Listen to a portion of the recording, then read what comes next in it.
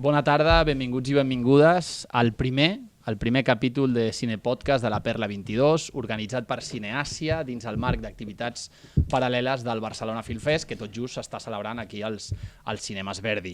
Us parla Carles Martínez, crític de cine, col·laborador del Va de Cine de Ràdio 4, i ja us dic d'entrada que em fa molta il·lusió aquesta xerrada, perquè Paul Digler és la persona, diguéssim, aquest conspirador que hi ha una mica amb la Perla, amb el Barcelona, amb Cineàsia, que ha fet possible aquesta xerrada, i l'ha fet possible amb dos de les persones de qui us puc dir que més he après quan parlem de cinema asiàtic i més concretament de thriller procedent del país asiàtic.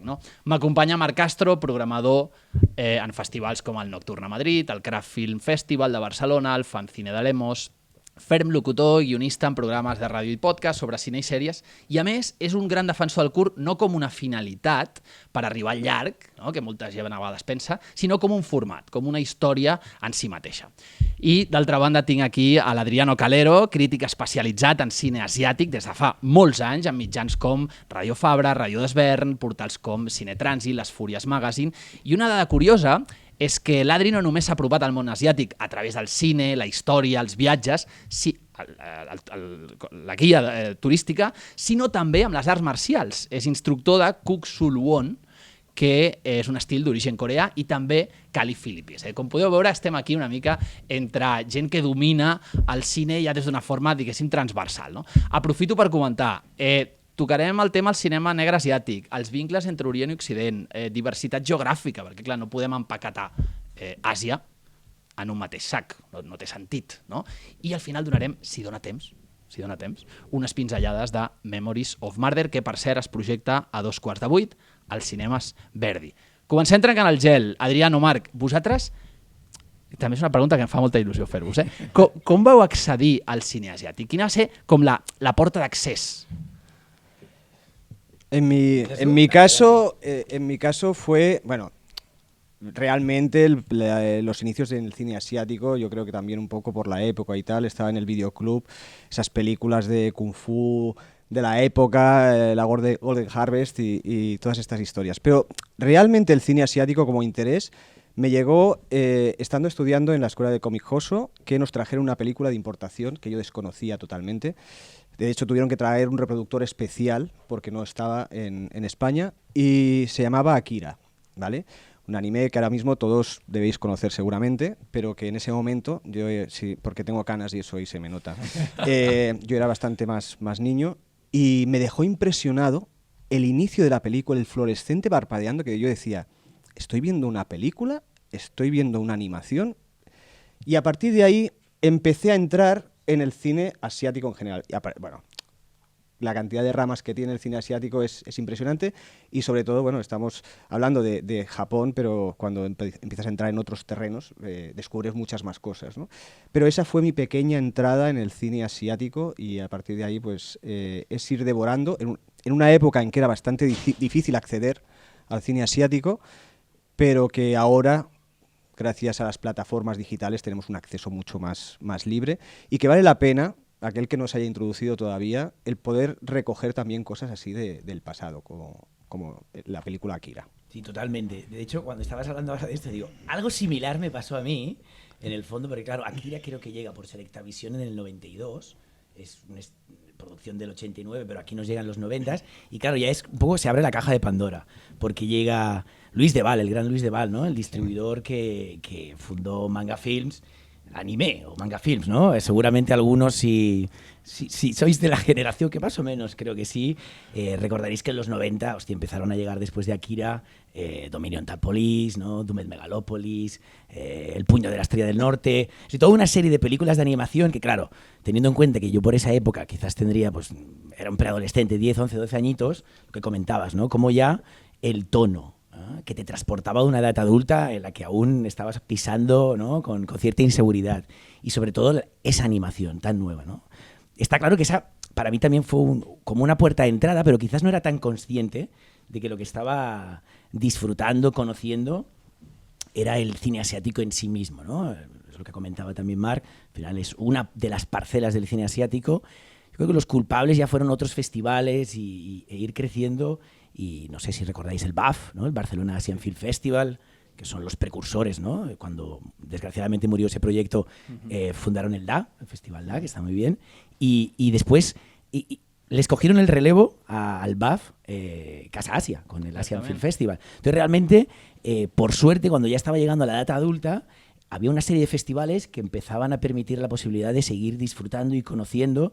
Y yo, perdona que me extienda un poquito más, porque es que tengo que hablar de dos películas. Yo creo que hubo dos películas troncales en ese punto de inflexión, en esa sensación de decir, ok, estoy ante algo desconocido, muy singular, y quiero seguir investigando en esa línea, que además abrieron caminos, es decir, ya no me estaba dedicando a interesarme por el cine asiático como tal, sino por una suerte de filmografías, ¿no? Hablo de Kitano y hablo de Kim Ki-duk, ¿no? Recuerdo que en el 2000 se produjeron dos pelis que eran increíbles. Una es Brother, ¿no? Una es Brother de Takeshi Kitano, y la otra es La isla Seom, de Kim Ki-duk. Pel·lícules molt diferents, totalment diferents. M'agrada que diguis aquests exemples perquè d'alguna manera ja estem... Bueno, ara ho acabes de notar, no? És a dir, com un cine de gènere asiàtic pot anar molt enfocat doncs, al thriller, no? Com és el cas, jo crec que Takeshi Kitano realment representa, no? Aquesta via. I has posat un exemple com Kim Ki-duk, que estaria una mica més en la línia lírica, en la línia de l'àrea assaig, no? És a dir, com que ja anem desgranant una mica... Sí, tú comentaves Akira, es esa diversidad, o sea, para nosotros también fue una sorpresa Takeshi Kitano, porque estábamos todos acostumbrados a ver Takeshi Kitano en humor amarillo, porque no olvidemos que Takeshi Kitano en Japón era un humorista. Y de repente hacer ese tipo de películas, que personalmente me encantan, fue una época de A Bullet in the Head, fueron un montón de películas que dije, ostras, aquí están haciendo algo diferente y no sé muy bien qué. Y tienes eso, Kim Ki-duk, ese romanticismo, esa poesía, ese... Exactamente. El crítico Roger Ebert dijo algo muy interesante y dijo, hostia, la película esta, en concreto la de Seom, es como si el Marqués de Sade se hubiera dedicado a pintar paisajes con tonos pasteles, ¿no? Porque había algo muy poético, bueno, y sigue habiéndolo, algo muy poético en la isla, pero muy doloroso. Totalmente doloroso, enfermizo, ¿no? Muy enfermizo, y era como conjugaba esas dos realidades, ¿no? Una realidad más contemplativa, más estética, más hermosa, más poética, conjugándola, ¿no? Con esas miserias humanas que nos van muy bien también para este terreno del que hablas, que es el thriller noir, ¿no? Al final sí. El concepto del noir y cómo también navega en realitats molt distintes. Com ho atravessa tot, no? I justament ara que dius el concepte, no? Clar, una altra pregunta que us volia fer, no? I és què significa per vosaltres cinema negre, no? O quines imatges us ve al cap? Sí que és veritat que Kitano ja estem donant referents, no? Però ja per entrar una mica més en el tema, en el gènere, no? Perquè clar, quan parlem de cine negre, doncs fàcilment ens en podem anar al Hollywood clàssic, ens en podem anar al Hollywood dels anys 40, no? A tots aquells arquetips, des del gàngster, la femme fatal, l'espia, en pel·lícules com El halcón maltés o Perdición, no? Aquells Humphrey Bogart, Barbara Stanwyck, un cinema de llums i ombres, no? D'essències, podríem dir, que bevia de l'expressionisme alemany, és a dir, de lo que es feia al cinema mut durant la República de Weimar, i tot això va cristal·litzar en aquest Hollywood clàssic negre, no? Cinema negre. Clar, quan jo us pregunto, no? Dic, ostres, pel·lícules, imatges de cinema negre que vulgueu compartir amb els oyents bueno, i al final el públic. Me pasa un poco lo que ya has comentado, ¿no? Que si me pongo a pensar en cinema noir, ¿no? Cine negro, supongo que las clases de cine que están ahí en el pasado hacen mucho, y entonces sale el purista que llevo conmigo y dice, sí, no, cine negro del halcón maltés, 41 Houston, a Set de Mal, 58 Orson Welles, que quede claro. Pero a la hora de la verdad, es lo que comentabas, ¿no? No solo es como un diálogo, ¿no? O una continuación de una suerte de planteamientos estéticos y artísticos que ya se habían dado, ¿no? en Europa, en el expresionismo alemán, sino también una suerte de caldo de cultivo social y moral que al final es trasladable a otras realidades. Es decir, sí, el cine negro surge pues porque allí han vivido los Roaring Twenties, ¿no? Los locos años 20, están con la ley seca, bueno, han tenido la ley seca que ha provocado en el fondo grandes fortunas, ¿no? Relacionadas con el alcohol y con la mafia en el fondo, y esto rompe con el crack del 29, la Gran Depresión, hostia, una crisis que de alguna manera lo salpica todo a nivel mundial, que es otro caldo de cultivo para los populismos que después, ¿no? Cogieron poder de las peores maneras. Y a la hora de la verdad, claro, todo esto, la Segunda Guerra Mundial y la posguerra, ¿no? Y todo este periodo de tiempo que quizás, ¿no? Hollywood o Estados Unidos no está, ¿no?, compartiendo ese cine con nosotros, porque al final, perdonar aquí el rizo, ¿no?, pero al final el término de cine negro lo acuña un francés. Y un francés que a su vez es de padres suizos y es nacido en Italia. Entonces, la diversidad de alguien, ¿no?, que lee un tipo de cine que le llega en el 46 tras la guerra y que entiende que no solo maneja esa estética en el claroscuro, en las luces y las sombras, sino que esa estética en el fondo es la mejor representación de unas miserias estéticas, morales, sociales. Claro, al final esto parece que solo pueda responder a esa realidad concreta, pero todo lo contrario. Miseria social, desgraciadamente, creo que vamos a seguir teniendo. Miseria moral, desgraciadamente, me parece que... Entonces, al final, aunque se vista de fucsia o de neón, el noir seguirà siendo noir, no? Entonces... Molt bona. O sigui, no depèn del color, no, i a més, ara ho has dit, no? La ficció sempre estarà representant doncs, totes aquestes misèries. No? Si d'alguna cosa serveix el noir, no? És com per donar-li narrativa, donar-li història al que passa a la realitat, no? Es que al final el noir no es un género encorsetado. O sea, sí que el noir puedes hablar de los tecnicismos, de los claroscuros, del guión, pero al final eso deja un poco de rienda suelta y a partir de ahí, con la evolución del cine, o sea, el noir no se murió en los años 50, el noir ha seguido variando. De hecho, existe el neo-noir, ¿vale? Pero hasta tal punto el noir es un género totalmente polifacético, que de hecho tenemos una película de animación que está dentro del ciclo, Perfect Blue, que eso se considera cine noir, se puede considerar perfectamente cine noir, porque incorpora todas las partes, lo que hablábamos, de las miserias, del género policíaco, de esa intriga, con un toque totalmente diferente. Perfect Blue, que cualquiera pues normalmente no lo encajaría dentro del género, pues es animación, es manga. Sí, vale, sí, es animación, es manga, pero trata precisamente cine noir. Y tiene una repercusión tal que incluso en películas posteriores, Perfect Blue influenció enormemente la película de Requiem for a Dream. El director incluso volvió a coger, aunque lo niega, volvió a coger elementos para Black Swan, sí, para el Cisne Negro. Incluso tiene una repercusión estética. Creo que fue Madonna, que en uno de sus tours utilizaba escenas de Perfect Blue para proyectarlas y tal, aparte del éxito que tuvo la banda sonora de determinadas canciones de Perfect Blue. Es una película que podrías cogerla como anime, pero vamos a leerla desde el otro lado. Vamos a leerla desde el ámbito en el que estamos, ¿no?, de cine noir. Es una película muy noir. Eso sí, tenemos por un lado, podemos coger el Halcón Maltés y dices, ¿qué se parece? No. Lee un poco más allá, ves un poquito más allá y veréis que realmente es cine noir. Bueno, de hecho, tú lo has comentado, ¿no? Y yo también. Hemos entrado en el cine asiático a través del anime o del manga, ¿no? Manga filmes en este caso. Y está claro, o sea, la película de Satoshi Kon, Perfect Blue, te la puedes llevar a varias dinámicas y creo que representa muy bien lo que de alguna manera Cine Asia ha propuesto, ¿no?, para este festival, que es ese Asian Noir que parecen, o sea, es como una expresión con dos tótems ahí, ¿no?, con dos conceptos tan sólidos y tan potentes que unificarlos aparentemente resulta difícil, pero no, para nada, ¿no? Has mostrado aquí este ejemplo de Perfect Blue y yo quería nombrar, y así también vamos entrando un poquitito, ¿no?, en la programación que tan acertadamente han elegido los compañeros de Cine Asia. Orient-Occident, no? És a dir, crec que és interessant també, ara que estaves apuntant Satoshi Kon, en el cas de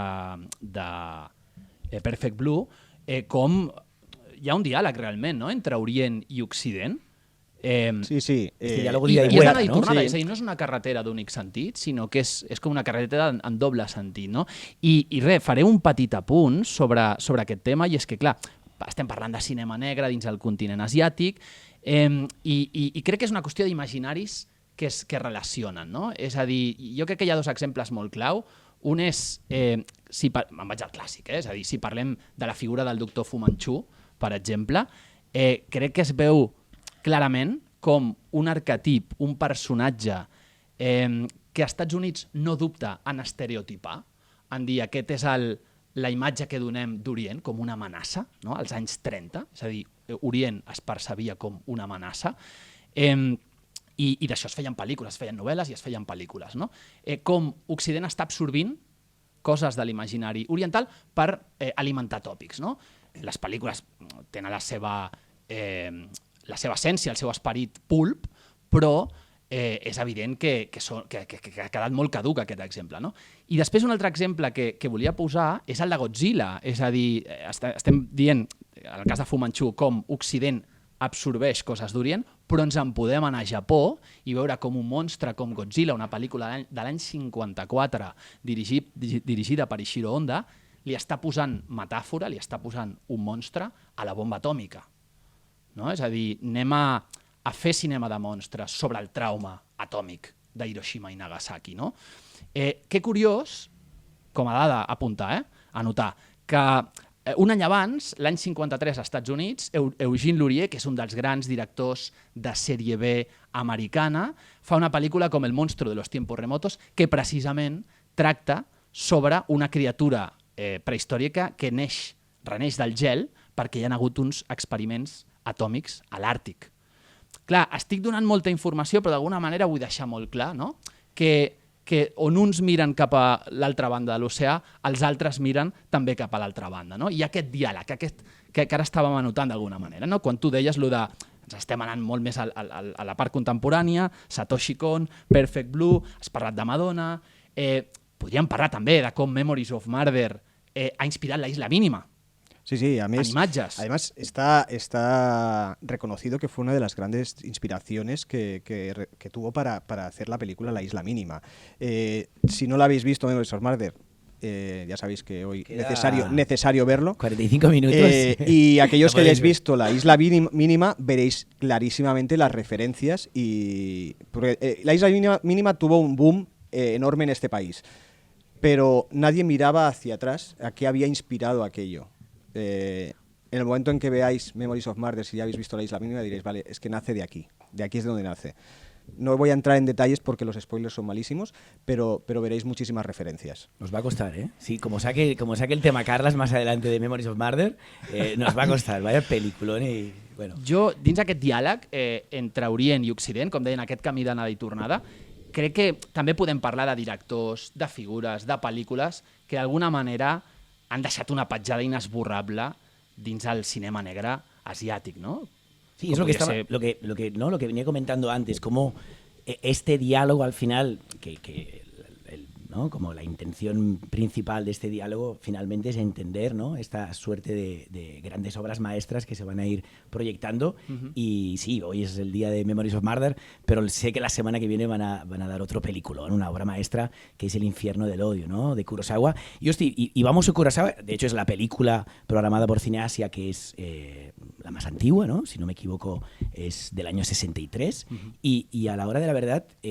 sí que es cierto que cuando hemos hablado muchas veces de Kurosawa, siempre se dice, hostia, Kurosawa de todos los clásicos del cine japonés era el más americanizado, ¿no? O el más occidental, porque claro, se pone en comparación con Yasuhiro Ozu, con Kenji Mizoguchi, incluso con Mikio Naruse, que claro, se movían en realidades muy distintas, ¿no? Es decir, si alguien de alguna manera ha sabido representar una dinámica y una idiosincrasia japonesa doméstica, ese es Ozu, ¿no? Que hizo a su director de fotografía adaptar el trípode y ubicarlo al nivel de donde se movía la vida en el día a día en estos hogares japoneses, ¿no? Claro, esto difícilmente lo encontraréis en Kurosawa, pero no por eso es menos nipón o menos asiático o menos oriental, ¿no? O menos japonés.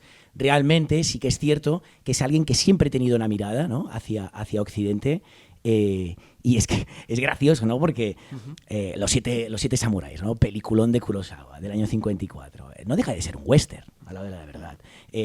Siguiente película que aborda también como un concepto de western, pero desde la figura de un Ronin, en el 61, Yojimbo, ¿no? Wow, pero Yojimbo es una adaptación de Dashiell Hammett, ¿no? En el fondo es Cosecha Roja, exacto, Cosecha Roja. La novela Cosecha Roja de Hammett. Que después adaptaría, ¿no? Leone por un puñado de dólares. A la hora de la verdad, aquí en estos ejemplos estamos viendo como este diálogo y estas influencias son de ida y vuelta. Però... Sí, és increïble també com Kurosawa absorbeix referents d'Occident. Clar, és que té Shakespeare, no? Les tragèdies de Shakespeare. Té Tro de sang, que és Dostoyevsky, ¿no? El idiota. Dostoyevsky, l'idiota. I de Shakespeare, Macbeth, el seu Tro de sang, el rei Lear, no? Que és Ran. però és que després també Ikiru, la famosa pel·li Vivir, que l'Edmond Rock, a la seva productora, li va posar en honor a la pel·lícula Vivir, és la mort d'Ivan Illich, de Tolstoi. Ara que estem també en una llibreria, doncs anem donant referents que siguin tan cinematográficos como literarios, ¿no? Claro, y de hecho, estamos en el Barcelona Film Fest, ¿no? Y al final va de adaptaciones. Y es algo que he descubierto hace poco. El infierno del odio parte de una adaptación. Parte de una adaptación de una novela, ¿no? de un señor americano, que es si no me equivoco, es el Rescate del Rey. El Rescate del Rey. Y hostia, ya está tirando, ¿no? de literatura estadounidense para hacer una adaptación muy libre, pero que aunque se mueve... Exacto. Sí, Evan Hunter, que tenia el pseudònim Ed McBain. Ed McBain, sí. Exacto. I otra sort de nombres... Per cert, el guionista de l'Infierno del Odio, perdó, a l'escriptor de la novel·la en la que està inspirada l'Infierno del Odio, guionista de Los pájaros. De Los pájaros de Hitchcock. O sea, hemos hecho los deberes. Nivel, ¿no? nivel Maribel. Pero es que claro, o sea, dentro del cine negro y, por ejemplo, dentro de la selección de películas que hay, se tira mucho tanto de realidad como de literatura. O sea, Perfect Blue está basado también en un libro. Memories of Murder está basado en hechos reales. Psycho Raman también en hechos reales. El noir muchas veces bebe de la realidad, o bien de la literatura, que también ha bebido de esa realidad.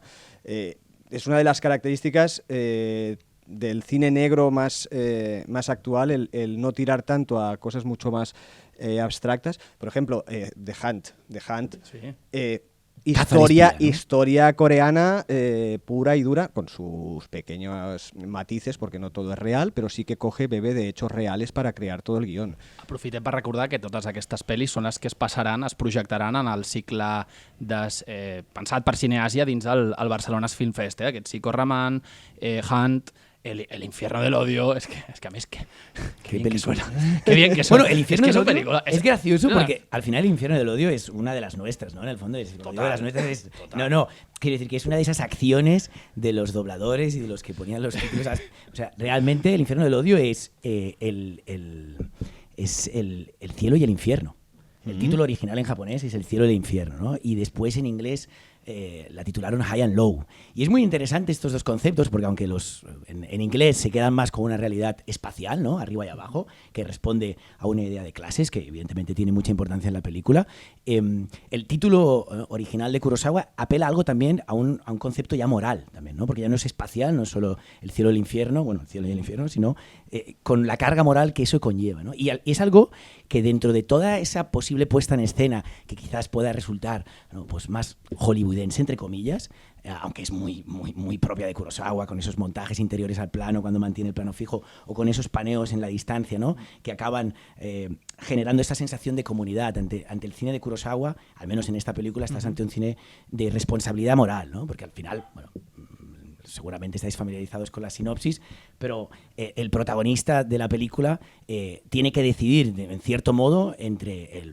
la gran crisis o un fracaso económico y su responsabilidad moral, ¿no? A través de un secuestro de un niño que finalmente no es su propio hijo. No os digo mucho más, pero lo interesante es ver cómo este argumento, que se podría dar en cualquier lugar del mundo, cómo funciona en Japón, ¿no? Ante un personaje de tal importancia, ¿no? Como el empresario que es el protagonista, evidentemente Toshiro Mifune, ¿no? Haciendo de protagonista, y ahí esa es una película que nos va a acabar descubriendo que sí, que la posguerra o la Segunda Guerra Mundial, que sí que fue como el decorado oportuno para este cine negro y sobre todo para su primera peli así, que yo recuerdo muchísimo, Nora Inu, ¿no? Del 49, que es claramente un noir. Hostia, en el 63 con El Infierno del Odio parece que no tenga tal justificación, pero todo lo contrario, ¿no? En el momento de la investigación, por cierto, muy minuciosa, ¿no? Con una defensa policial que no encontraremos en Memories of Murder, de alguna manera nos está llevando a un submundo, a unas realidades de una oscuridad total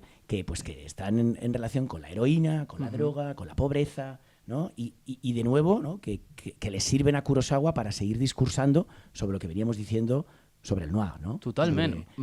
Poder, pero...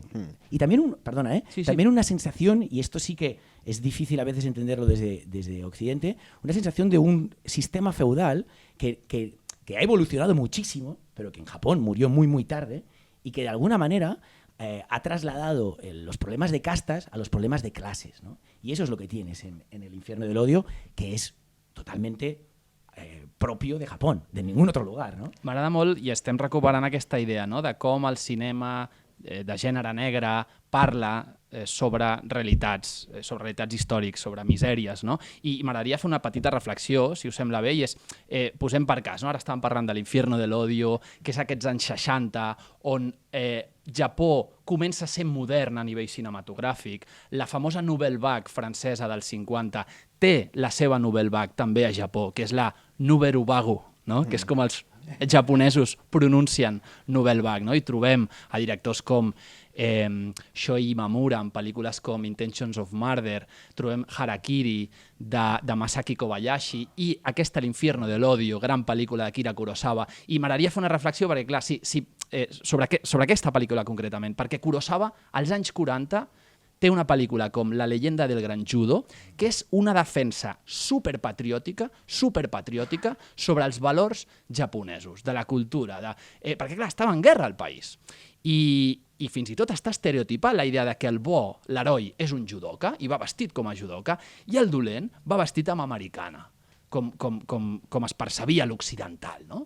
I d'aquí, clar, saltem als anys 60, on de sobte trobem aquesta crítica, aquesta sordidesa, aquests baixos fons d'una ciutat japonesa a través d'una història policíaca, ¿no? Pero hi ha una crítica brutal a social y política. Claro, y apuntando de alguna manera también a esa Segunda Guerra Mundial, porque en el bar donde hay una transacción de heroína, por cierto, con un personaje que me recuerda a mí a Wong Kar-wai, ¿no? Siempre con las gafas de sol, es claramente el personaje que no tiene nada que ver, evidentemente, pero cuando se va a comprar droga a un bar, entiendo que también era un poco lo que se encontraría en ese Japón de los años 60, pero muchos de los que están bailando y animando son hombres de raza negra, que de alguna manera nos está hablando de las bases americanas que se establecen en Japón, ¿no?, tras la derrota. Es decir, esa realidad japonesa, que también trabajó muy bien Ozu, ¿no?, de esa posguerra que cambió la concepción que el propio nipón o propio japonés tenía sobre su propia nación, ¿no?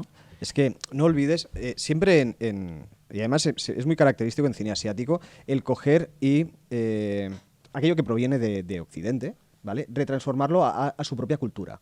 O sea, tú puedes tener la ley seca, la mafia y tal, y enseguida te sale una película de Yakuza. O sea, nos lo llevamos a nuestro terreno. Si algo caracteriza, o al menos la percepción que tengo yo del cine asiático, es la segunda lectura, ¿vale? Todo el tema del reflejo de los diferentes problemas sociales, de los conflictos de la antigua cultura con la modernidad, en Japón sobre todo. En Japón ese conflicto del seguir arrastrando esas encorsetadas normas culturales a las nuevas tendencias actuales, y ese conflicto interno que se produce se ve muchas veces muy reflejado. Y cuando estamos hablando del cine negro, precisamente es cuando más recogen esa segunda lectura, que siempre que miréis cualquier película de estas, por favor, miradla con un poquito más de vista. Hay veces que el cine suele ser muy plano y muy directo. No, aquí oscilamos. Situaciones, vuelvo a remitirme a The Hunt, por ejemplo, en la cual la línea de guión no es perfectamente recta. Ahora gira. Y cuando ya tienes claro más o menos por dónde va, no, es que te la vuelvo a girar. Y llega un momento que dices, no sé exactamente dónde va a acabar esto. Bueno, pero eso es muy coreano también, ¿eh? Sí, sí, pero me refiero al toque cultural.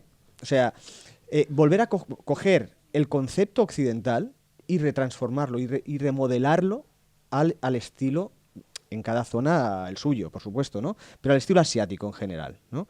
Y creo que esto se ve muy bien. En estas películas seleccionadas hay algunas en las que eso se ve clarísimamente. Desde El Infierno del Odio hasta Hunt, pasando por Memories of Murder, otra vez, en la cual las miserias de Corea se pueden ver claramente.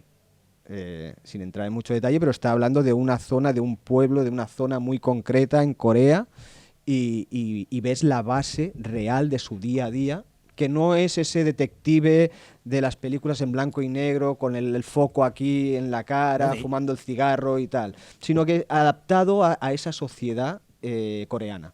De hecho, la película no huye, ¿no?, de esa comparativa, porque el propio protagonista, ¿no?, uno de los detectives, lo que hace es hablar en un momento de cierta alcoholización de cómo ellos no son el FBI, ¿no? Y cómo ellos no son el FBI. No sé si recordáis la discusión con el otro detective, ¿no?, que se las da un poco más de... Bueno, es de alguna manera alguien más enfocado en su profesión que el detective de quien hablaba, y ellos hacen esa alusión a Estados Unidos, en este caso al FBI, que de alguna manera tendrá mucho peso también cuando entre la cuestión del ADN, ¿no? Però nos metemos ja con Memories o seguimos... Voleu tocar el tema de la diversitat geogràfica, potser que planteja, perquè és un de les coses que crec que també teniu ganes Me parece de bàsic, comentar sí. per, com insisteixo, eixamplar, veure que aquest continent asiàtic doncs, molts cops arriba a través de Japó, de Corea, i ara Corea crec que està com... És com dins aquest gegant asiàtic, Corea seria com el soldat de primera fila, no?, per dir-ho d'alguna manera. Però què passa amb aquells altres països? Perquè, clar, si parlem de cinema asiàtic i fins i tot si parlem de thriller asiàtic, podem parlar del yakuza japonès, podem parlar del melodrama criminal coreà, del cinema d'acció de Hong Kong. Bollywood també té tota una branca de thriller colorista, fins i tot les pel·lícules d'Ari Assaig que comentava el company Adrià just a l'inici de la xerrada. Clar, però no és prudent empaquetar tot això en un mateix sac, sinó que és veure una mica la diversitat, no? Llavors, volia preguntar-vos quines imatges, quines pel·lícules voleu compartir dins aquest conglomerat de països asiàtics. ¿No? Yo realmente, claro, es que el tema con Asia es... Hablas de Asia, ¿no? Como si lo pudieras meter en un saco y ya está, nos queda clarísimo. Y claro, el otro día me topé con una cifra, ¿no? Y no sé, creo que estamos alrededor de unos 7.700 millones en el mundo, ¿no? Pues un 60% de la población está en Asia. O sea, al final los lugares los hacemos las personas, ¿no? Y con nuestra propia singularidad y idiosincrasia y cultura. Y pues imaginaros, unas 4.600 millones de personas viven en Asia. O sea, mucho más que el doble del resto de la población, ¿no? Entonces, ya a partir de ahí, con ese punto de partida, ¿cómo vamos a intentar asumir Asia en un único discurso o en una única película, ¿no? Pero es cierto que, siendo ahora quizás Corea el nuevo Japón, ¿no? El Japón que vivimos nosotros, que el cine que nos llegaba de Asia era principalmente de animación. Lo que fue Japón es ahora Corea. Es ahora Corea porque es quien más cine exporta y que también entiendo que uno de los que más produce. Pero es que hasta los propios Oscar, ¿no? Hasta los propios Oscar, que a mí siempre me genera esta duda, ¿no? Es decir, para algo tienen el premio a película internacional, nunca he acabado de entender. Era un peliculón y lo sigue siendo, Parasite, ¿no? Pero ¿cómo pudo ser que Parasite pues también ganara, ¿no? Es como, me imagino, unos César o unos Goya premiando películas extranjeras. Para aquellos que no lo sepáis, Parásitos, que ganó el Oscar y tal, es del mismo director, Bong Joon-ho, del mismo director de Memories of Murder. Exacto. I una altra cosa destacada d'aquest boom coreà és el Juego del Calamar, evidentment, que dirigeix i protagonitza el... The Hunt, la película The Hunt. Lee Jung-jae, ¿no? Sí. El protagonista, director, y también está en producción, es el mismo del Juego del Calamar. De hecho, salen más actores del Juego del Calamar. Al final, el hecho de tener una proyección internacional reporta unos beneficios económicos que permite hacer mucho más. No es ningún novato en el mundo del cine, pero hay veces que falta a nivel internacional, es muy diferente a nivel nacional que a nivel internacional. Hace falta ese proyectarse más allá y que la gente empiece a mirarlo. Los que hayáis visto el Juego del Calamar, olvidaos, o sea, el personaje es... el actor hace ahí cambia radicalmente, de hecho, si lo reconoces físicamente y tal, pero en el momento en que empieza a actuar, hay un abismo. O sea... Es que ese primer plano, ¿no?, que tiene en el Juego del Calamar cuando pasa del rostro serio a la sonrisa como entre naif y estupidizada, tiene que ver, ¿no?, con el que porte, tiene ese primer pose. plano también, tiene primeros planos y es... O sea, aparecen dos personas totalmente diferentes y creo que eso hay que valorarlo. Porque es como decías, Asia es un saco enorme. Exactamente. Es un saco enorme. Podemos hablar ahora de Corea, podemos hablar hace unos años de Japón, podemos hablar de China y el wuxia y las películas de Kung Fu y tal, pero hay muchísimo más. Están las películas de Bollywood que no son solo cantar y ya está. Hay muchísimo más. De hecho, nos vamos siempre al lejano oriente. No, perdón, o sea, Asia es muchísimo más. He tenido ocasión de ver películas policíacas iraníes que con los problemas que tienen allí también, con tema de censura y después su proyección hacia el exterior, pero son realmente impresionantes y a veces dudarías incluso de esto dónde está rodado. Algun nom? Pots compartir algun nom de cinema iraní així que... Bueno, realmente, por no. ejemplo, es una producción danesa, pero el director es iraní. Y fue una película que estaba, no sé si llegó al último, ¿no? A la última selección de película internacional, pero es la de Holy Spider, ¿no? De Ali Abbasi, peliculón. Y que encajaría perfectamente en esta selección, lo que pasa es que entiendo que faltaban horas, ¿no? Porque no deja de ser una película que casi incluso te recuerda a esos slashers de los años 70 y 80, con un tono ultra enfermizo y oscuro. Y aunque es una producción danesa, o coproducción danesa con Irán, el director es iraní y toda la película está rodada en Irán y es un auténtico peliculón, ¿no? Otra gran película que también fue nominada, bueno, gran siendo muy diferente, que es la de Lunana, un Jack en la escuela. Mucho más asequible, más fácil, ¿no? Pero es una película de Bután. Hostia, yo de Bután había visto muy poco cine, la verdad. De hecho, Bután, y ahí ya tiro de mi otra profesión, Bután creo que es de esos pocos países en Asia y en general en el mundo que para visitarlos tú tienes que entrar, y no es una dictadura, de hecho es como diríamos que es una monarquía parlamentaria, ¿no? Más o menos, pero que no viene a ser una dictadura como Norcorea. Para entrar en Bután tú tienes que tener ya un viaje organizado y demostrable de cara al propio gobierno de Bután. No puedes aparecer allí por la nada como un mochilero más que está haciendo la ruta asiática, ¿no? Y hostia, pues nos llegó una película como Lunana, ¿no? Tienes Jimpa, de Pema Tzeden, o Balún. Es un cine, claro, es un cine que veréis producción china, pero es un cine tibetano. Claro, desgraciadamente es que ya sabemos lo que le ha pasado al Tíbet, ¿no? Ahí tienes la influencia que está teniendo Asia. En ese sentido, las coproducciones y las producciones, incluso el coger directamente directores o directores de fotografía asiáticos para películas que igual se hacen en Occidente, pero que tienen toda una base. Es, por ejemplo, antes que comentabas al principio la película Brother. La película Brother es, vamos a coger a Takeshi Kitano y lo vamos a meter en Estados Unidos. O sea, no es más que eso. O sea, tenemos un actor que lo está petando en Japón, es increíble. Vamos a intentar hacer esa misma película. Pero claro, eso es Japón. Pero hay quien le interesa coger, mira, me interesa el actor japonés, el director de acción chino, películas, hay películas de James Bond, de las actuales, de las de Daniel Craig, que hay escenas de acción que directamente el director no las dirige. Se coge al director asiático para rodar esas escenas de acción.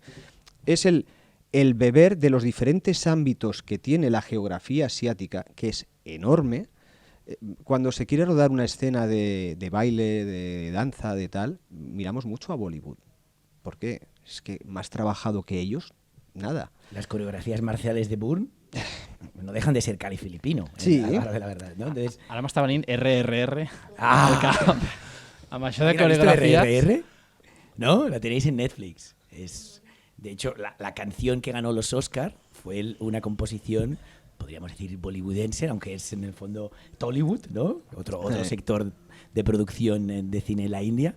Y sí, y es que cada vez más este diálogo, que como bien recordabas, ¿no? Está muy marcado con Brother, pero está marcado con otras películas, es de ida y vuelta, va y viene. Y también es cierto que mientras en una época quizás los grandes referentes cinematográficos estaban de este lado del mundo, ahora cada vez más, por quizás ausencia de ideas o por una necesidad de una producción masiva ya, ¿no? Llevada al concepto empresario, necesita seguir nutriéndose. ¿Y de dónde tiran? Pues seguramente lo que hicimos nosotros, cansados de nuestra realidad, ¿no? Siendo adolescentes, ¿de dónde tirábamos? De lo singular, de lo desconocido, ¿no? Entonces esto nos ha pasado a título particular, pero pasa evidentemente a título de producciones, ¿no? Yo quería nombrar un par de películas más, así, aunque sean nombres que quizás no les suena a todo el mundo, Sí, però... justament us anava a preguntar, de siguem sincers, si us hagués de preguntar per una pel·li, perquè clar, és que hem vist molta Àsia, però si us he de dir, Adriano i Marc, una pel·li de tot el panorama de continent asiàtic que us agradaria compartir. Mira, yo ahora voy a tirar, voy a barrer para casa para el ciclo actual, ¿vale? Claro. Y voy a tirar para el ciclo actual. Y por supuesto todos vais a venir a ver Memories of Murder, lógicamente, y lo entiendo, pero yo quiero apostar por Hunt. Yo quiero apostar por Hunt, por muchos motivos. Primero, por el auge del cine coreano por sí mismo. Pero también porque creo que demuestra ese diferente tempo, ¿vale?, que marca el asiático. Si una cosa yo aprendí desde el principio cuando empecé a ver cine asiático es que no es el mismo tempo al que estamos acostumbrados, de que nos lo dan todo mascado y todo tiene que ir con un ritmo muy rápido, a el cine asiático que ahora te bajo el ritmo y ahora te lo subo. Que después se ha visto en el cine occidental, más adelante lo han cogido, ¿no? A Ghost Story o algunas películas han cogido esa dinámica. Pero me quedaría con Hunt. Me gustaría recomendaros Hunt. A veces puede ser un poco compleja si no conocéis la relación que hay entre Corea del Norte y Corea del Sur, pero creo que os puede meter, al menos el montaje que hicieron ya definitivamente para nivel internacional, queda todo un poco más explicado y os puede meter fácilmente en cuáles son las relaciones internas. Me quedo con Corea. Yo sé que Han Caza de Espía te mola, te gusta muchísimo. Yo la vi y no tuve la misma sensación. Defiendo las cualidades que tiene, evidentemente, pero es interesante, ¿no? Porque en ese sentido nos complementamos muy bien por la idea de que tú coges una película, en este caso, que pareciéndose tanto, es donde más diferencias te va a ofrecer, ¿no? Es cuando tenías las dos viñetas de las 7 diferencias, las imágenes tenían que ser similares, no podían ser totalmente, ¿no?, contrarias. Claro, no, yo me voy a una peli que es, de alguna manera, creo que es muy difícil de trasladar, aunque sí puedes encontrar algunos referentes en un cine occidental. Estoy hablando de El lago del ganso salvaje, ¿no?, de Diao Jinan, una película china que la podéis ver, evidentemente. La idea es también hablar un poco del cine que se va a poder ver, y es una auténtica maravilla, porque es una peli que se mueve entre esa influencia de un cine como mucho más inasequible, como el de Dia Zankye, ¿no?, que es un director que partió siempre de un diálogo entre lo rural y la ciudad, ¿no?, como estas grandes urbes chinas cada vez se iban comiendo más la realidad del país, pero aún hay una gran población en el ámbito rural a quien le cuesta salir adelante, ¿no? Y había un toque mucho de violencia de Dia Zankye igual Pasa que sería un toque de ejemplo, violencia ¿no? ya es una evolución posterior en su cine, y sí que es cierto que Dia Zankye se empieza a mover en el noir, ¿no? Un toque de violencia tiene tintes noir, pero evidentemente bajo la perspectiva de Zankye, o el The Ash is the Purest Wise, ¿no? La ceniza es el blanco más puro, que es un auténtico peliculón. Pues esta película tiene un punto de encuentro con El lago del ganso salvaje. Lo que pasa es que El lago del ganso salvaje es mucho más estética. Es decir, te permitiría recordar incluso en alguna de sus secuencias a In the Mood for Love de Wong Kar-wai, ¿no? Cuando la prostituta y el protagonista que está huyendo porque le acusan, bueno, ha cometido un asesinato, ya lo veréis, y de alguna manera está perseguido por la policía. Y hay un momento alrededor de la estación de tren donde estos dos personajes se encuentran, se miden, se analizan, ¿no?, porque no se conocen, las necesidades los han puesto en común, y hay unos movimientos alrededor de la columna que recuerdan a esas idas y venidas de In the Mood for Love, esa subida y bajada de la escalera, ¿no? Llums i ombres, amb les llums i ombres de nuevo, dels personatges. pero en este caso ya totalmente fuera del blanco y negro. Aquí no hemos estado matizando, sí o sí. Sí, el infierno del odio es en blanco y negro. Ahora mismo creo que de la programación es la única, ¿no? Es la única. Que maneja esos claros oscuros. Uh-huh. Y aquí estaríamos en todo lo contrario. Unas luces súper expansivas, muy, muy cromático, muy neón, ¿no? Que te podría permitir el lujo hasta de acordarte de cineastas como Nicolas Winding Refn en películas, pues desde Drive, ¿no? Solo Dios, Dios perdona. Es muy neo-noir. Es la nueva, es lo que antes hablábamos, ¿no? De que no es necesario simplemente ese blanco y negro y ese alto contraste. O sea, ahora hay el noir ya se llama noir, se sigue llamando noir, pero ese negro ya como queda muy, muy diluido. Lo importante es que evoca, ¿no? Que esos contrastes siguen evocando lo mismo que ese blanco y ese negro tan contrastados, ¿no? Realmente sigue evocando, porque además el lago del ganso salvaje concentra su acción en el lago del ganso salvaje, así se llama, y lo gracioso de ese lago es que está ubicado en Wuhan. Y creo que Wuhan, seguramente unos años atrás, nos habría sonado pues a chino, evidentemente, a lo que es, y ahora nos suena mucho más, ¿no? Por la pandemia, evidentemente. Entonces, es gracioso, ¿no? Porque sí, de Wuhan siempre se habla del mercado de Wuhan, ¿no? Pero a la hora de la verdad, de nuevo, esta película de Diao Jinan lo que hace es poner en diálogo la urbe y la miseria que también, ¿no?, conlleva con el terreno, ¿no?, con un ámbito más rural. De nuevo aparece allí y, o sea, es una película alucinante, ¿no? Que de alguna manera te capta, te absorbe, te hipnotiza, ¿no? No sé si soy el único loco que acaba hipnotizado por el cine, però a mi me passa algo similar. La vam veure junts i recordo de sortir... Bueno, és que és un pel·liculón. Però és que, a més, una cosa que ara m'estava venint al cap és El lago del ganso salvaje. Hi ha escenes on tu veus, quasi com si fos un reportatge d'animals, del llac, i és un llac on hi ha una calma absoluta i de sobte apareixen uns ocells volant, no?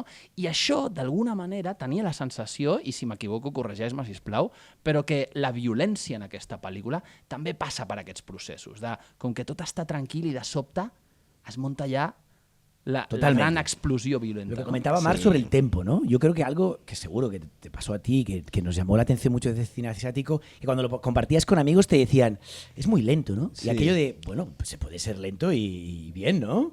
Es decir, aquello de confundir el tedio con la lentitud, ¿no? Si te aburres ya es otra cosa. Yo no me aburría, a mí me pasaba lo contrario. Ya tenía mucha velocidad en mi vida y ya teníamos suficiente con estos cambios de plano cada 3 segundos del montaje típico americano y de repente eran planos que apenas se movían y que si se movían era de manera interior, ¿no? Con esas coreografías de personajes que iban y venían. O el mismo Kitano, lo has mencionado antes, como Violent Cop, ¿no? Que es su primera película. A Kitano le cuesta muchísimo sacarse de encima ¿no? el estigma de comediante, porque es como si un comediante de nuestra tierra ahora de repente quisiera hacer cine serio, ¿no? Entonces es como nadie le iba a dar esa es que además oportunidad. es un comediante de los que, bueno, tenían el equipo, el Beat Takeshi, que era un comediante absurdo. O sea, y tú ves sus comedias, o sea, sus actuaciones en televisión de comedia, y tú ves a Takeshi Kitano, esa cara de póker, esa explosividad que decías tú. Las películas de Takeshi Kitano, para mí, si tienen algo característico, es la explosividad de violencia. Pero en un marco sí, contenido. Totalmente contenido y sin ser visualmente demasiado agresivo. Hace poco volví a ver Hanabi, que para mí de Takeshi Kitano es increíble. Y ahí, al principio, o sea, tiene un enfrentamiento con uno que está en el parking. No voy a entrar en muchos detalles para no hacer spoilers, pero y tiene un enfrentamiento con un kinky ahí en el parking. Y simplemente ves como él hace una mueca y lo siguiente que ves es al otro tumbado en el suelo, no me pegues, no me pegues.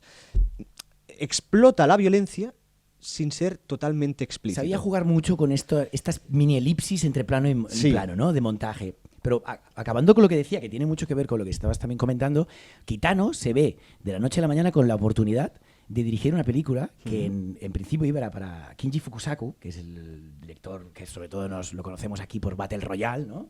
Y parece que tenía ciertos problemas ¿no? de salud y no podía atender al rodaje. Y unos ciertos piques también con Kitano, que ya iba a ser el protagonista de esa película como policía violento, Violent Cop. Pero le surge la posibilidad de ser él el director. Entonces él lo que cuenta, lo digo para de alguna manera también poner en contexto lo que decimos de esa imagen que muchas veces representa Asia, de mirada contemplativa, de plano no fijo. Bueno, Kitano, no sé si porque era verdad o para quitarle hierro al asunto, dijo no, yo simplemente elegí esta puesta en escena porque como no tenía ni idea de dirigir, yo dije, bueno, lo que puedo controlar por el momento son estos planos fijos. Ya me dedicaré a mover la cámara más adelante. De hecho, un poquito más adelante la acaba moviendo más, ¿no? No es lo mismo...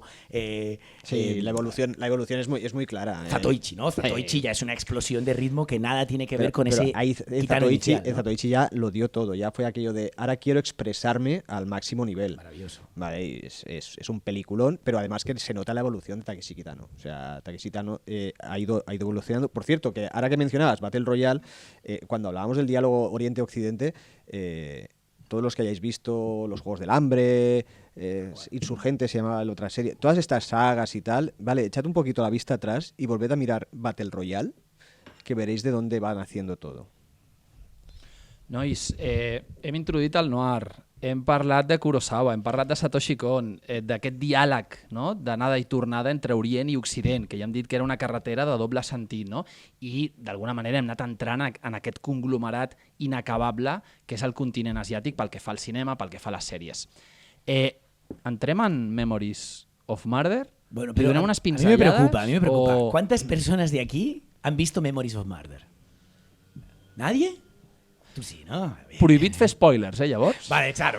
O sigui, com a norma general... Lo justito, ¿Y quiénes la van a ir a ver ahora a las 8:30? Bien. Si us sembla, faré una petita introducció dirigida per Bong Joon-ho, coescrita amb el guionista Shim Sung-bo i està inspirada en la investigació d'uns assassinats comesos a la província de Hwasong entre el 86 i el 91 i sense fer cap spoiler, el 2019 va sorgir una notícia que d'alguna manera li torna a donar actualitat a la pel·lícula. Ho teniu a internet, nosaltres no direm res, No somos nosotros. perquè si no ens maten, aquí matem. Además, no os da tiempo. Ahora ya no os da tiempo. Veis la película y después ya si queréis buscáis la información. Exactament. Però sí que és important, crec, parlar d'aquesta pel·lícula pel que fa als vincles entre realitat i ficció, no? Com dos àmbits que d'alguna manera dialoguen entre sí, ¿no? Crec que es un muy buen ejemplo Memories of Murder, ¿no creyeu? Sí, porque hemos comentado películas aquí de programación del Asia Noir que parten, como la gran mayoría, ¿no? Como todas las películas del Barcelona Film Fest, que parten de una adaptación literaria, ¿no? Está claro que ya lo hemos comentado, El infierno del odio parte de una adaptación literaria, pero como tú también habías... Perfect Blue también, ¿no? Pero como tú también habías matizado, muchas veces estas adaptaciones ya no son de literatura, son de la propia realidad, ¿no? Y claro, Memories of Murder serían... O sea, el suceso de Memories of Murder, que esto es evidente porque seguro habéis leído la sinopsis, que va sobre un asesino que durante esos años, ¿no?, se dedica a violar un número indefinido de mujeres. El tema es que a la hora de la verdad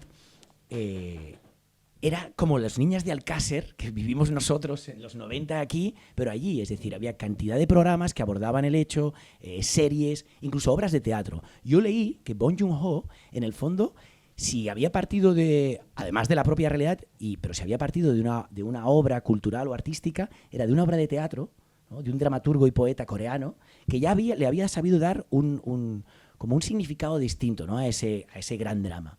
Y después, algo que me llamó muchísimo la atención, quizás más en cuestiones estéticas, Bong Joon-ho reconocía haber partido de From Hell. Es algo muy interesante. El còmic, estàs Exacto. dient de... Desde una perspectiva estética. No sé si és de Mike Mignola ara, però em dubte... No és de Mike Mignola. Es de Moore. Ah, és d'Alan Moore, vale. Alan Moore, ¿no? Que me trague la tierra. Tenemos el chivato. Entonces, Gracias, bueno, Paul. si estáis familiarizados con From Hell, ¿no?, con la obra de teatro coreana, seguramente no, pero ya podéis anticipar un poco de lo que vais a ver, ¿no? Pero es interesantísimo que, esto no se explica en la película, pero está muy bien saberlo, llegaron a investigar a 20.000 sospechosos. Es decir, imaginaros la cantidad de horas investigando en esta persecución policial que de alguna manera llevó a trabajar a policías durante 2 millones de jornadas. O sea, fue el gran hito en Corea, ¿no? Y yo quiero contar un par de anécdotas sobre la peli que no os van a descubrir nada, ¿no? Veréis que hay una canción que tiene muchísimo que ver con la acción, ¿no? Es aquello que dicen que la música amansa a las fieras, no estoy tan convencido, pero es una canción muy interesante que se llama, bueno, si tenéis la oportunidad de escucharla con atención en la película, aunque ya digo que estaréis captivados por otra serie de sensaciones, se llama Sad Letter, ¿no? Y es de un cantante coreano, Yoo Jae-ha, que desgraciadamente murió muy joven, murió con 25 años, ¿no? Entonces, de alguna manera, esta canción, que ya de por sí mueve una melancolía, una nostalgia y una tristeza evidente, solo por la propia escucha, tiene un nuevo significado en el momento que tú entiendes que además es la canción de alguien que en el momento de rodar la película ya estaba muerto, ¿no? Estamos hablando de que la película es del año 2003. Exactament, Y sí. este es un cantante que murió tras su primer disco con 25 años en el año 85. ¿No? Entonces, de alguna manera, y es más, en la época de los hechos, de las violaciones y asesinatos, este cantante ya no estaba vivo tampoco, ¿no? Entonces, es algo que estas pequeñas cuestiones que tú comentabas, ¿no? Toda película tiene una lectura superficial y asequible y fácil, pero siempre, como todo en esta vida, si rascas, y hay calidad, evidentemente, puedes encontrar otras cuestiones que te aportan, ¿no?